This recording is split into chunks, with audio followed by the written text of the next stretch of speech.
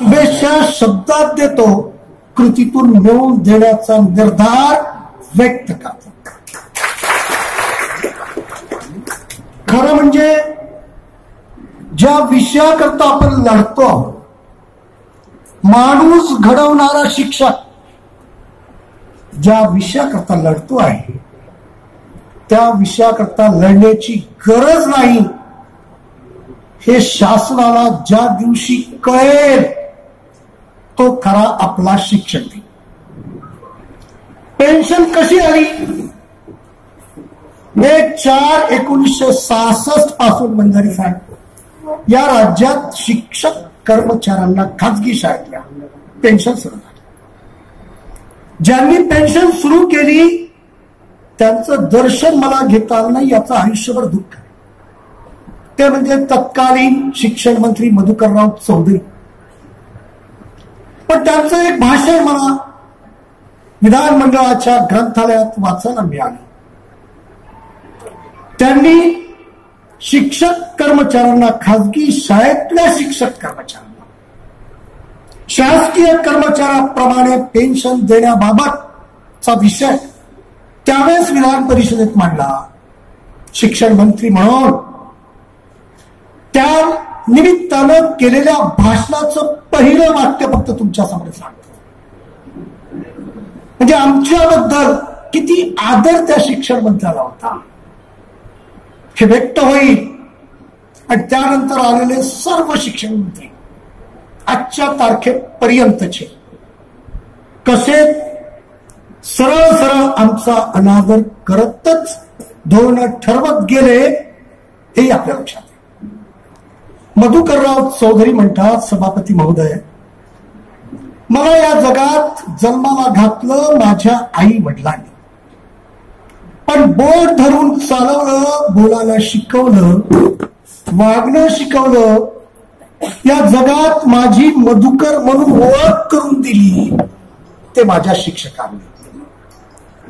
अशी ओळख करून देणारे शिक्षक ज्यांनी माणूस म्हणून जगाला या मधुकरची ओळख करून दिली, ते शिक्षक 58 वर्षाच्या किंवा 60 वर्षाच्या सेवेनंतर सेवानिवृत्त होतात, तेव्हा त्यांना दुसऱ्याच्या दयेवर जगावं लागतं. हे शासनाला आणि समाजाला लांछनास्पद आहे. हे लांछन संपुष्टात आणण्यासाठी, नष्ट करण्यासाठी हा शिक्षण मंत्री मधुकर चौधरी हा ठराव मांडतोय या सभागृहात की शिक्षक आणि शिक्षकेतर कर्मचाऱ्यांना शासकीय कर्मचाऱ्यांच्या नियमानुसार पेन्शन दिली जाईल. भावना आणि ते शब्द झाले सुरू पेन्शन. माणूस घडवणारा शिक्षक दुसऱ्याच्या दयेवर मरेपर्यंत जगू नये, त्याचा सन्मान जपला पाहिजे, हाच शिक्षक दिनाचा हेतू आहे. हे कृतीने करून दाखवलं, फक्त भाषण नाही. पेन्शन सुरू झाली GR नुसार, नंतर सेवा सातत्य, सेवेत संरक्षण मिळावं म्हणून MEPS ऍक्ट 1977 आणि MEPS रूल्स 1981 हे 16 जुलै 1981 पासून लागू करण्यात आले. अगोदर कायदा नव्हता म्हणून शासन निर्णयाद्वारे आपल्याला आवश्यक त्या सोयी सवलती, सेवा शर्ती या प्रदान करण्यात येत होत्या. पण कायदा आला 1977 मध्ये MEPS ऍक्ट, महाराष्ट्र खाजगी शाळातील कर्मचारी सेवेच्या शर्ती विनियमन अधिनियम 1977 आणि त्या कायद्यातल्या कलम 16 मध्ये शासनाला दिलेल्या अधिकारानुसार नियमावली तयार झाली, जिला इंग्रजीमध्ये संक्षिप्तपणे MEPS रूल्स 1981 म्हणतो. मराठीमध्ये त्याचं पूर्ण नाव आहे महाराष्ट्र खाजगी शाळातील कर्मचारी सेवेच्या शर्ती नियमावली 1981. 16 जुलै 1981 पासून ती लागू झाली. आमच्या सर्व्हिस कंडिशन या रूल्स मधल्या तरतुदीनुसार आम्हाला देय ठरले. याच रूल मध्ये अनुदानित शाळाची व्याख्या आहे. मी रिपिटेशन करणार नाही, जे बोलल्या गेलं ते आजही आहे की ज्यांना स्थानिक स्वराज्य संस्था किंवा शासन तर्फे अनुदान मिळते ती अनुदानित शाळा, ही व्याख्या आजही अस्तित्वात. या नियमावलीमध्ये नियम 19 आजही जसाचा तसा अस्तित्वात आहे. एकही शब्द बदललेला नाही. नियम क्रमांक 19 की सेवानिवृत्तीनंतर 58 वर्ष, चतुर्थ श्रेणी कर्मचारी असेल तर 60 वर्ष, 60 वर्षानंतर 58 वर्षानंतर सेवानिवृत्त होणाऱ्या शिक्षक कर्मचाऱ्यांना जुनी पेन्शन लागू आहे. आणि नियम क्रमांक 20(2) नुसार आजही या क्षणाला सुद्धा भविष्य निर्वाह निधी योजना आपल्याला लागू आहे. म्हणजे कायदा आणि नियम आजही घोषित करते की आम्हाला जुनी पेन्शन, जिला 1982 ची म्हणतो आणि 1984 ची म्हणतो, सुधारणा झाल्यामुळे, आणि भविष्य निर्वाह निधी जीपीएफ नुसार. परंतु शासन एक जीआर काढते. वित्त विभागाच्या 31 ऑक्टोबर 2005च्या शासन निर्णयाच्या आधारे शिक्षण विभाग जीआर काढते. 29 नोव्हेंबर 2010, तब्बल 5 वर्ष 3 महिन्यानंतर, आणि त्या शासन निर्णयात सांगते की 31 ऑक्टोबर 2005च्या शासन निर्णयाची अंमलबजावणी करण्यासाठी 29 नोव्हेंबर 2010 चा जीआर निर्गमित करण्यात आला. आणि त्यात जाणीवपूर्वक आपला बळी दिला गेला 100% अनुदानित शब्द वापरून. खरं म्हणजे 29 नोव्हेंबर 2010च्या शासन निर्णयात 100% अनुदानित पदावरील शिक्षक व शिक्षकेतर कर्मचाऱ्यांसाठी असा शब्द प्रयोग नसता तर तुमच्या माझ्यावर आज जी दुरावस्था आली ती आलीच नसते, ही आणली गेली. आणि दुसरा महत्वाचा मुद्दा, कायद्यात सुधारणा न करता कायद्यातल्या तरतुदीला निरस्त करण्याचं काम शासन निर्णय करू शकतो का? तर कायदा सांगतो, घटनातज्ञ सांगतात करू शकत नाही. शासन निर्णय कायद्याला सपोर्ट करणारा असू शकतो, कायद्याच्या विरोधात राहू शकत नाही. कायद्यातल्या तरतुदीला तर निरस्त करण्याला धक्काही लावू शकत नाही. पण केलं सरकार.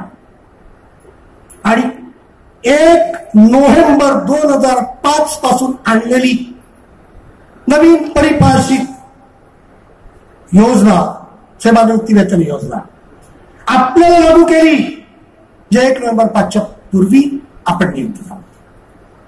आपल्या सेवा कंडिशन्स मध्ये, सर्व्हिस कंडिशन मध्ये बदल केला. सर्व्हिस कंडिशन मध्ये बदल एमबीपीएस ऍक्ट मधल्या 4(अ) प्रमाणे पूर्वलक्षी प्रभावाने रेट्रोस्पेक्टिव्ह इफेक्टने करताच येत नाही जर लाभकारक नसेल तर. तसेच वेतन आयोगाचे जी 5वा असेल, 4था असेल, 6वा असेल, 7वा असेल, हे पूर्वलक्षी प्रभावाने लागू केले जातात, कारण तो आर्थिक लाभ देण्याबाबतचे जे असतात. कर्मचाऱ्याला पूर्वलक्षी प्रभावाने लाभ देता येतो, पण पूर्वलक्षी प्रभावाने कर्मचाऱ्यांच्या सेवा शर्तीमध्ये त्यांना घातक अशा तरतुदी, असे बदल करताच येतात. आणि शासन निर्णय तर कायद्यातल्या तरतुदीला निरस्त करूच शकत नाही. त्याला कायदा आणि नियमच बदलावं लागते, सभागृहात आणावं लागतं. पण सभागृहात आपली फसगत होईल हे शासनाला वाटल्यामुळे त्यांनी प्रशासन स्तरावर ही सर्व दादागिरी करून आपल्याला दुरावस्थेत आणलेलं आहे. सेवानिवृत्तीनंतर दुसऱ्याच्या दयेवर जगण्यासाठी बाध्य केलं. ज्यांना आपण घडवलं, माणूस बनवलं, त्यांनीच आपल्याची गद्दारी आणि धोकाधडी केलेली आहे, हे आपण लक्षात घेतलं पाहिजे. असाच धोका शिक्षण सेवकाच्या बाबतीत केला होता की ज्यांची नियुक्ती 1 नोव्हेंबर 5 पूर्वी शिक्षण सेवक म्हणून करण्यात आली आणि त्यांनी 3 वर्षाचा कॉन्ट्रॅक्ट बेसिसचा कालावधी 1 नोव्हेंबर 5 नंतर पूर्ण केला आणि वेतन श्रेणीवर आले, त्यांनाही नवीन परिभाषित अंशदायी पेन्शनला लागू करण्यात आली. त्याच 29 नोव्हेंबर 2010च्या शासनान्वये बदलावा लागला आणि 19 जुलै 2011 त्यात स्पष्टीकरणाद्वारे बदल करण्यात आला की शिक्षण सेवकाला डीसीपीएस लागू होणार नाही, कारण त्यांची नियुक्ती 1 नोव्हेंबर 5 पूर्वी झाली आहे. मग हा युक्तिवाद आमचा आहे? आमचा काय युक्तिवाद आहे? आमची नियुक्ती 1 नोव्हेंबर 5 पूर्वी झाली, आम्हालाही एमईपीएस ऍक्ट आणि रूल्स लागू आहे, आमच्या शाळांना अनुदान मिळेल, आम्हाला पेन्शन आणि जीपीएफचा लाभ मिळेल, या आशेने आम्ही नोकरी स्वीकारली, माणसं घडवले आणि आज धोका देता इतक्या वर्षानंतर 20 वर्षानंतर आम्हाला उघड्यावर टाकता की तुम्हाला पेन्शन आणि जीपीएफ मिळणार नाही. एवढा मोठा धोका जगात आजपर्यंत कोणत्याही सरकारने केलेला नाही, फक्त आणि फक्त महाराष्ट्रात झालेला आहे. हे बघा, आणि हा धोका फक्त खासगी शाळेतील शिक्षक कर्मचाऱ्यासोबतचा, असं प्रकरण कुठेच नाही महाराष्ट्रात आणि देशात. फक्त खासगी शाळेतील कर्मचाऱ्यांना अनुदान नव्हतं, कोणी नाही दिलं, शासनाने दिलं आणि संस्थेने शाळेने घेतलं नाही, असं घडलं का? आम्ही सांगितलं का अनुदान देऊ नका म्हणून? तुमच्या खिशात, तुमच्या तिजोरीत शिक्षणासाठी पैसा नाही, बाकी सर्व बाबीसाठी पैसा आहे, तुम्ही नाटकं करता, आम्हाला धोका देता, हे आम्ही सहन करणार नाही. जेव्हा हा इश्यू घेऊन आम्ही भांडत आहे, तेव्हा एका बैठकीत तर सभापती बोलले विधानमंडळाचे, ते बोलतात सर हे काय, जरा कन्फर्म तर करा. आणि म्हणून मग त्यांनी मंत्री संबंधित अधिकारी, सर्व पदवीधर आणि शिक्षक आमदारांची बैठक 26/6/2019 ठरवली. 26/6/2019 आपले सभापती रामराजे निंबाळकर त्यांनी आपल्या कक्षात बैठक घेतली. त्यावेळी शिक्षण मंत्री, उच्चतर शिक्षण मंत्री, वित्तमंत्री, आम्ही सर्व शिक्षक, पदवीधर आमदार आणि विभागाचे सचिव उपस्थित होतो. त्यावेळेस जेव्हा हा विषय मांडला गेला तेव्हा सभापतींना तो मान्य झाला. ते असं म्हणाले, हे तर कायदा सांगणार, ही नवीन मागणी नाही, ही नवीन मागणी नाही. मी त्यांना म्हटलं, मधुकरराव चौधरींनी आमच्यावर उपकार केले, शिक्षक आणि कर्मचाऱ्यांच्या समूहावर, त्यांना घडवलं म्हणून केले, ते काढून घेतल्या जात आहे म्हणून आम्ही लढतोय. त्यांनी मान्य केलं आणि सांगितलं एक समिती गठीत करा. समिती गठीत करण्याचा आदेश दिला. शिक्षण सचिव, वित्त सचिव, विधी व न्याय विभागाचे सचिव, नंतर संचालक प्राथमिक, माध्यमिक आणि बालभारती आणि उपसचिव, अशा 8 लोकांची समिती गठीत करण्याचा निर्णय झाला. शिक्षण सचिव वंदना कृष्णा मॅडम यांच्या अध्यक्षतेखाली झाली समिती तयार. 3 महिन्याचा कालावधी दिला आणि फक्त 3 महिन्याचा कालावधी नाही तर कोणत्या मुद्द्यावर त्यांनी निर्णय घ्यावा, अभ्यास करून शासनाला शिफारस द्यावी करावी, याकरता 3 मुद्दे दिले. त्यामधला पहिला मुद्दा होता राज्यातील अनुदानित, विना अनुदानित, अंशतः अनुदानित पदावरील शिक्षक व शिक्षकेतर कर्मचाऱ्यांच्या नियुक्ती दिनांक व टप्पा अनुदान प्राप्त झाल्याचा दिनांक विचारात घेऊन त्यांना निवृत्ती वेतन योजना लागू करण्याबाबत. दुसरा मुद्दा, महाराष्ट्र खासगी शाळेतील कर्मचारी सेवेच्या शर्ती विनिमय अधिनियम 1977 मधील तरतुदी व 29 नोव्हेंबर 2010 शासन निर्णय संदर्भात कार्यपद्धती तपासणी चे मुद्दे मी अगोदर सांगितले. आणि तिसरा मुद्दा दिला होता, न्यायालयीन निर्णयाच्या अनुषंगाने शासनाच्या भूमिकेबाबत माननीय महाधिवक्त्यांच्या मतानुसार कार्यवाही करणे. 3 महिन्याचा वेळ, 3 मुद्दे, अभ्यास काही झाला नाही, मुदत वाढत गेली आणि शेवटची तारीख दिली गेली 31/7/2020. जे 26 फेब्रुवारी 2020 शासन निर्णय निघाला होता 24 जुलै 2019. त्यानुसार 26 जुलै 2019 पासून हा कार्यकाळ सुरू झाला. त्या कार्यकाळात अभ्यास न झाल्यामुळे 26/2/2020 GR नुसार 1/5/2020 पर्यंत मुदतवाढ करण्यात आली. त्या वाढीव मुदतवाढीतही अभ्यास नाही झाला म्हणून 19/6/2020 GR मध्ये 31/7/2020 पर्यंत मुदतवाढ देण्यात आली.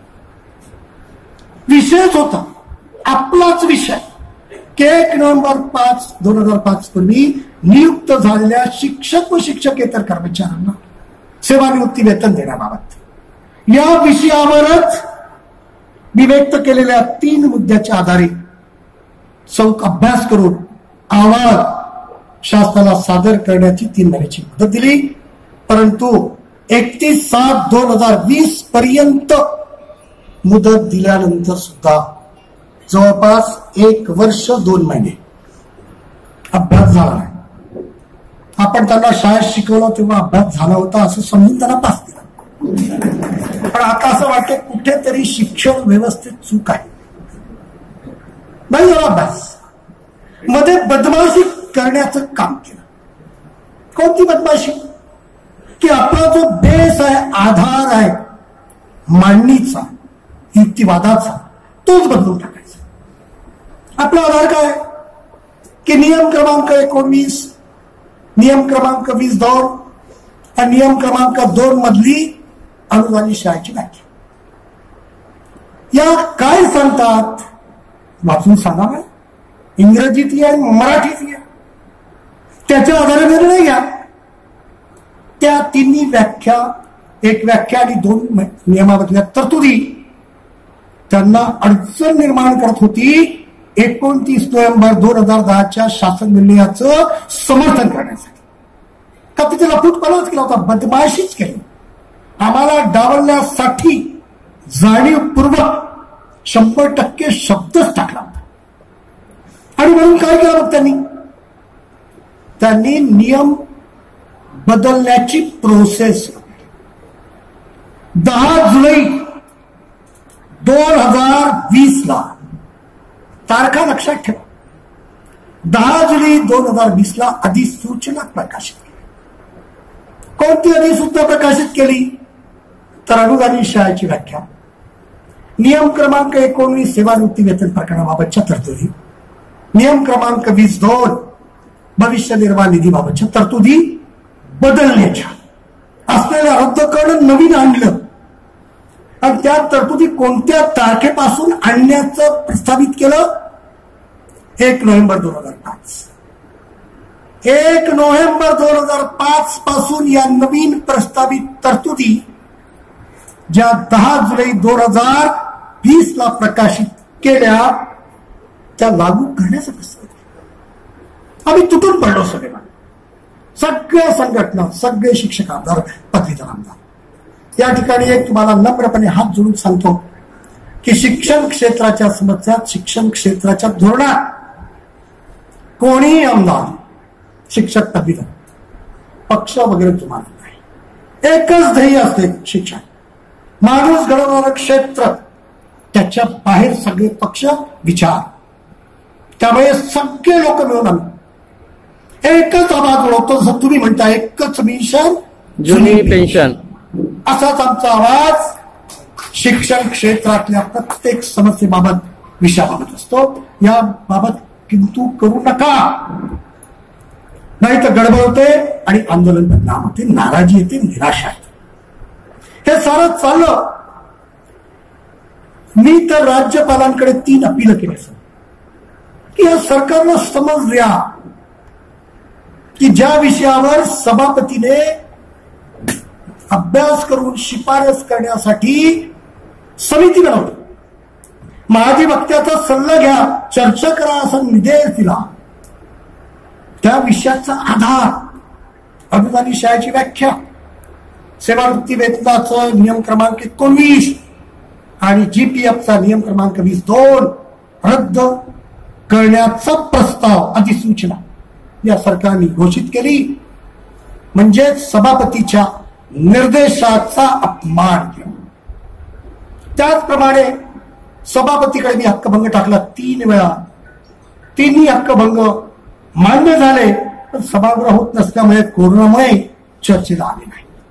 पण रेकॉर्डवर 3ही हक्कभंग आहेत. जेव्हा लागेल तेव्हा सर आणि मी आम्ही तर निश्चितपणे आपल्या सर्वांची बाजू मांडू आणि यांना तोंड गशी पाळल्याशिवाय वंदना कृष्णा मॅडमला राहणार क्लिअर कट. काही तात्पर्य नाही, फक्त सभापतीच्या लक्षात आणून देण्याची गरज ती करा.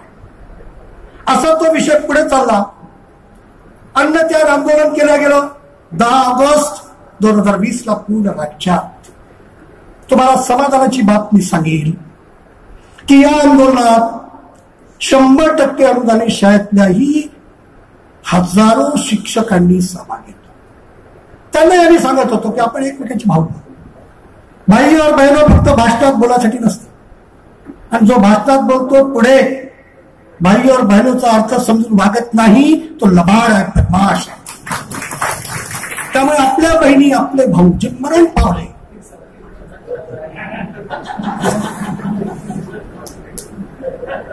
ते आपण मदत कमी केली म्हणून झाले.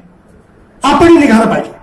आपली पेन्शन सुरू आहे, पण आपल्या भावा बहिणीची पेन्शन झाली, त्यांच्याकरता आपण लढलं पाहिजे. आणि म्हणून अन्नत्याग आंदोलन झालं, बैठकी झाल्या, हक्कभंग झाला, राज्यपालाकडे अपील झाली, सर्व संघटनांनी आक्षेप घेतले, सर्व आमदारांनी त्या आक्षेपाला समर्थन दिलं आणि शेवटी 11 डिसेंबर 2020 ती अधिसूचना नियम 19 आणि 20(2) बदल करण्याची अधिसूचना परत घेण्यात आली. म्हणजे आता वाद संपला. आता तर बदल करण्याचाही विचार नाही सरकारचा. आणि नियम 19, 20(2) अनुदानित शाळेची व्याख्या 2 मधली नियमामधली कायम आहे. मग एक स्पष्टीकरण दिलं तर काम जमते. जसं शिक्षण सेवकाचं आलं त्यासारखं एक स्पष्टीकरण पाहिजे की 1 नोव्हेंबर 2005 पूर्वी नियुक्त झालेल्या शिक्षक कर्मचाऱ्यांना जुनी पेन्शन योजना लागू राहील. एवढं शुद्धीपत्र आवश्यक आहे. पण ते आवश्यक असलेलं मान्य करून घ्यायसाठी शासनाच्या बोकाळी बसण्याची गरज आहे आणि प्रशासनाला सरळ करण्याची गरज आहे. बाधाही नको, सरांचा तर आहेच की आम्ही सगळे मुद्दे व्यवस्थित मांडल्यावर मंत्र्यांना, इव्हन मुख्यमंत्र्यांना, अर्थमंत्र्यांनाही तो बरोबर वाटतो. पण आम्ही उठून गेलो की ते सोबत असणारे नेहमी प्रशासक, सचिव, उपसचिव, संचालक, आयुक्त हे त्यांना बरोबर कन्फ्यूज करत असतात. मला ऍडव्होकेट अणे साहेबांचं एक वाक्य सर आठवतं. आपले चांगले कायदेतज्ञ आहेत, नागपूरचे आहे, आपला मान आहे, मोठं नाव आहे कायदे क्षेत्रामध्ये. ते असं एकदा कार्यक्रमातच मला बोलले, कार्यक्रमातच बोलावलं होतं. ते म्हणाले, सर तुम्ही कन्व्हिन्स करण्याचंच काम करता, कारण तुम्ही शिक्षक. आम्ही वकील काय करतो, पहिले तुम्ही सांगितलेल्या लाईनवर चालतो, कन्व्हिन्स करण्याचा प्रयत्न. तुमचा विद्यार्थी तुमच्यापेक्षा लहान असतो, आमचा विद्यार्थी आमच्यापेक्षा मोठा असतो. आणि वरच्या खुर्चीवर बसला असतो. त्यामुळे कन्व्हिन्स करताना मिलॉर्ड करत जातो. कन्व्हिन्स करण्यासाठी पूर्ण कसब वापरतो. पण आमचा कसब जर कामी आला नाही तर आम्ही त्याला कन्फ्यूज करतो. आणि तो कन्फ्यूज झाला की आम्हाला ज्या क्लायंटनी फी दिली त्याला आम्ही न्याय मिळवून दिल्याचं समाधान आम्हाला मिळतं. हे सगळं कन्फ्यूज करणारे हे महाभाप ज्यांना आपण शिकवलं, आयएस केलं, ते तिथे बसले आहेत. आणि म्हणून सरांनी सांगितलं, गाजेवार सरांनी, की सरकार कोणत्याही पक्षाचं असू द्या, शिक्षण क्षेत्राच्या बाबतीत नीती, धोरण, व्यवस्थापन या चोरांच्याच हाती आहे जे तिथे बसले. परमनंट आहे ते. बाकी येणं जाणं सुरू असते. हे परमनंट आहे. इतक्या मस्तावले आहे की नंदकुमारांना मी फटकारलं कार्यालयात. नंतर सभागृहात विषय काढला. सभापतींना विचारलं, साहेब मला 6 वर्ष झाले पण मला हे समजलंच नाही आपले शिक्षण मंत्री विनोद तावडे आहे की नंदकुमार आहे. कारण धोरण नंदकुमार सांगतात पेपरला आणि सुनावण्या विनोद तावडे घेतात मंत्रालयात. हे काही समजलं नाही मला. त्याच्या मागचं गुपित काय, त्याच्यावर त्यांची बदली झाली. तर हे अधिकारी इतके माजलेले आणि बदमाश. आणि आमचे मंत्री ह्याच नाही, याच्या पूर्वीचे, हे त्या दृष्टीने कमजोर आहे. आपल्या शिक्षकाला न ओळखणारे आहेत. मधुकरराव चौधरींच्या अँगलनी, दिशेनी, प्रेरणेनी न जाणारे आहेत. म्हणून आपल्यावर संकट आलं. या संकटावर मात आपल्याला करायची आहे. शासन निर्णय पुन्हा एक निघाला 18/12/2020 त्यात शीर्षक खूप चांगलं आहे, पुणेरी भाषेतलं, सम्यक विचार समिती गठीत करण्याबाबत. म्हटलं सम्यक म्हणजे काय, आणि विचार म्हणजे सम्यकच असते. विचार काय असे असतात का वेगवेगळे? सम्यक विचार समिती गठीत करण्याबाबतची समिती बनली. त्याचे अध्यक्ष आहे आयुक्त, सहसंचालक सचिव आहे, आणि त्यामध्ये संचालक प्रायमरी आहे, माध्यमिक आहे, बालभारतीचे संचालक आहे, उपसचिव आहे. 6 लोकांची समिती आहे. यांचाही अभ्यास होऊन झालाच नाही. मी त्यांना विचारलं, तुम्ही अभ्यास किती वाजता करता सांगा ना. मला मी येतो ना, आपण बसू, काय फरक पडतो. आम्ही सांगतो तुम्हाला, ऐकून घ्या, मान्य झालं तर ठीक आहे, नाही तर काय करायचं ते. त्यांचा विचार झाला. म्हणजे समित्या बनल्या अभ्यास करण्यासाठी. शासनाकडे पहिल्या समितीने केलेली शिफारस अर्थ खात्याकडे कशा पद्धतीने प्रस्ताव तयार करून पाठवायचा याच्याबद्दल ही सम्यक विचार समिती. यांना नोट्सही नाही मिळाल्या की त्यांचाही अभ्यास व्हायचा आहे. आणि यांनी नोट्स नसल्यामुळे कोरे कागद घेऊन बसलेले आहेत. समित्या रेकॉर्डवर आहे. आपण जेव्हा जातो तेव्हा आपल्याला सांगितलं जातं की सर आमचं काम तर जोरदार सुरू आहे. म्हटलं डोळे लावून काम करतात, त्यामुळे जोरदार आहे, पण त्यातून आउटपुट काहीच नाही. म्हटलं आम्ही सायन्सचे विद्यार्थी आहोत. दबाव टाकला आणि भिंत हल्ली पुढे गेली तर कार्य झालं असं आम्ही समजतो.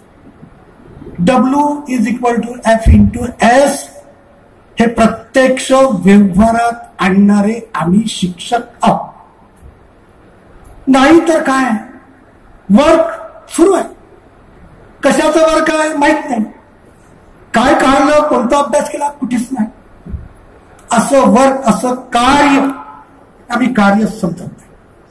कार्य बरोबर बल गुणीला विस्थापन हे कार्य आहे. आम्हाला आउटपुट पाहिजे आहे की 1 नोव्हेंबर 2005 पूर्वी नियुक्त झालेल्या शिक्षक कर्मचाऱ्यांना जुन्या पेन्शन योजनेपासून वंचित का केलं. आणि या नवीन पेन्शन योजनेचा जन्मच 1 नोव्हेंबर 2005 ला झाला. पहिला GR 31 ऑक्टोबर 2005 ला निघाला. त्याच्या पूर्वीच्या लोकांना तुम्ही कशी काही योजना लावू शकता, कसं सूत्र बदलू शकता, तुम्ही कसा नियम बदलू शकता, आणि GR काढून कायद्यातल्या तरतुदींना निरस्त करता येते का? जर करत असाल तर तुम्ही IAS ची बोगस डिग्री घेतली सिद्ध होते. ती बदलली पाहिजे, सोडली पाहिजे. त्यांना तरी इथपर्यंत सांगितलं, बाकी गोष्टी सोडा. भारताचं सर्वोच्च न्यायालय पेन्शन बद्दल काय म्हणते? भारताचं सर्वोच्च न्यायालय पेन्शन बद्दल जी व्याख्या करते ती मी सांगतो की सेवानिवृत्ती वेतन हे कर्मचाऱ्याने आपल्या सेवा काळात अर्जित केलेली संपत्ती आहे. घटनेनुसार अर्जित केलेली संपत्ती ठेवण्याचा व तिचा उपयोग घेण्याचा घटनात्मक अधिकार कर्मचाऱ्याला आहे. आणि म्हणून न्यायाधीन कर्मचाऱ्यांना 1 नोव्हेंबर 5 नंतर नियुक्त झालेल्याही न्यायाधीन कर्मचाऱ्यांना ही पेन्शन कोर्टाने लागू होऊ दिली नाही. शासनाचा जियाप्रत ठरवला. आमचं म्हणणं असं आहे की नोव्हेंबर 5 नंतरचा वाद नंतर पाहू. ही योजना 1 नोव्हेंबर 5 पासून तुम्ही लागू केली. 31 ऑक्टोबर 2005च्या शासन निर्णयानुसार ही आली बाहेर. ही अगोदरच्या लोकांसाठी कशी लागू पडते? प्रश्न येत नाही. एका वक्त्यांनी बोलणे खरं आहे. 72चा GR आहे. 1972 16 फेब्रुवारी का सांगतो की नियुक्तीच्या वेळेस शाळा विनाअनुदान तत्वावर असेल, परंतु सेवानिवृत्तीच्या वेळेस ती 100% अनुदानावर आली असेल तर त्याला नियुक्ती दिनांकापासून सेवानिवृत्ती दिनांकापर्यंतच्या एकूण सेवा काळावर पेन्शन लागू होते. आपण काय म्हणतो? आपण हेच म्हणतो ना की मी ज्या दिवशी निवृत्त होणार त्या दिवशी शाळा 100% राहिली. एवढंच पहा, जास्तीचं डोकं लावू नका. कायदा असंच सांगतो. नियुक्त मी झालो अगोदर, त्यावेळेस अनुदान नव्हतं, पण विनाअनुदानित सेवा, वरिष्ठ निवड वेतन श्रेणी, वरिष्ठ वेतन श्रेणी आणि निवड वेतन श्रेणी, पेन्शन, प्रमोशन, सेवा ज्येष्ठता या सर्व कामासाठी ग्राह्य धरल्या जाते. मग पेन्शन करता आमची नियुक्ती पुन्हा कशी करता? जन्मतारीख, डेट ऑफ बर्थ एकच राहिलं. शिक्षक म्हणून आमचा जन्म झाला त्या दिवशी, नियुक्ती दिनांकाच्या दिवशी. अरे आमचा जन्मदिन करावा लागेल, पुन्हा पुनर्जन्म घ्यावा लागेल. तुम्हाला कोणी दिला अधिकार? त्यामुळे आमचं म्हणणं आहे की सगळं चूक आहे. पण चूक दुरुस्त करायचं. तुम्हाला सर हे तर आम्हालाही माहिती आहे, मग कशाला सांगता? आता चूक दुरुस्त करण्यासाठी आपण एकत्र, आपल्या सर्वांना मनाने एकत्र राहायचं. कमी जास्त झालं तर आपसात बोलून ते सोडवायचं आहे. एकामेकावर दोष देणं खूप सोपं आहे, पण घडलेली घटना सुधारणं, झालेला अन्याय दूर करणं हे महत्वाचं आहे. ते आपण करू. मी तर तुम्हाला वचन देतो आणि मला वचन अगोदरच दिलेलं आहे. मी 13 जुलै 2011 जेव्हा पहिल्यांदा महाराष्ट्राच्या विधान परिषदेत हा विषय आणला, 13 जुलै 2011 दादासाहेब शिक्षण मंत्री होते, फेटाळला. मी बहिर्गमन केलं सभागृहातून. त्याच वेळेस मी घोषित केलं होतं की जोपर्यंत महाराष्ट्रातल्या शिक्षक कर्मचाऱ्यांना जुनी पेन्शन योजना मिळणार नाही तोपर्यंत आमदारांना मिळणारी 40,000 रुपये महिन्याची पेन्शन मिक्सी काढणार. आणि तेव्हापासून आजपर्यंत सर्व आमदारांना हात जोडतोय तुमच्यावर की तुम्ही घोषित करा. हे एक आंदोलनच आहे. 200 आमदारांनी आणि काही मंत्र्यांनी पद गेल्यावर, मंत्र्याचं मंत्रीपद गेल्यावर त्यांनी आपल्याला सपोर्ट दिला असेल. मंत्रीपदावर असताना नाही दिला. आणि जे त्यावेळेस मंत्रीपदावर नव्हते तो सपोर्ट दिला. मंत्रीपदावर गेल्याबरोबर सपोर्ट काढून टाकला. बोलले नाही कुठे, पण कृतीतून दिसला. उल्लेखही केला खरा आहे. त्यांचं नाव घेतलं गेलं. ते तर विधानसभेतही बोलले, बाहेर बोलणं वेगळं, पेपरला येणं वेगळं. विधानसभेत त्यांनी अध्यक्षांना विनंती केली की आमचं सरकार असतानाही आणलं, पण परिस्थिती पाहिल्यावर आमचं हृदय जरा हे झालं, बेचैन झालं.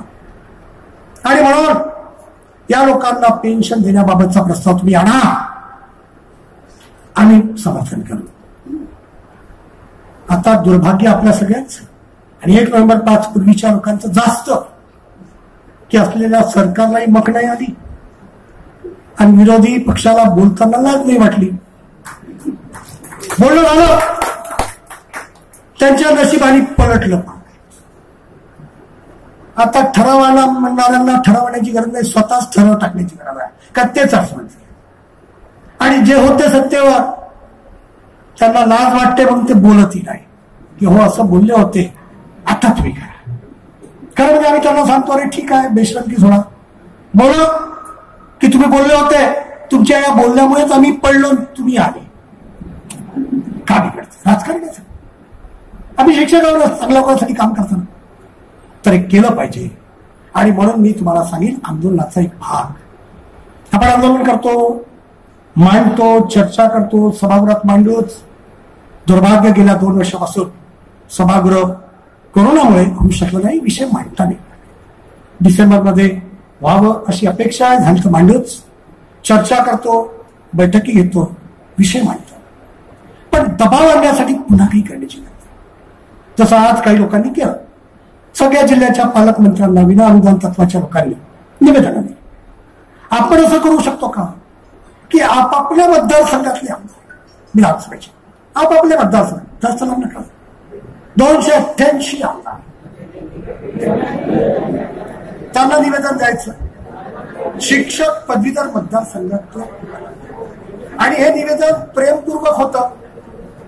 मी जे निवेदन सांगतो त्यात एक गोष्ट ऍड त्यात मागणी अशी का की आमची पेन्शन बंद केली, पण आम्ही ज्यांना घडवलं माणूस म्हणून आणि ते आमचे नेते बनले, त्या आमदार, खासदार, मंत्र्यांची पेन्शन सुरू आहे. आणि म्हणून तुम्ही स्वतः घोषित करा शासनावर एक दबाव आणण्यासाठी, प्रशासनावर एक दबाव टाकण्यासाठी की जोपर्यंत राज्यातल्या शिक्षक कर्मचाऱ्यांना मुख्यतः 1 नोव्हेंबर 2005 पूर्वी नियुक्त झालेल्यांना काढण्यात त्यांच्या रास्त आहे, तुमच्या रास्त.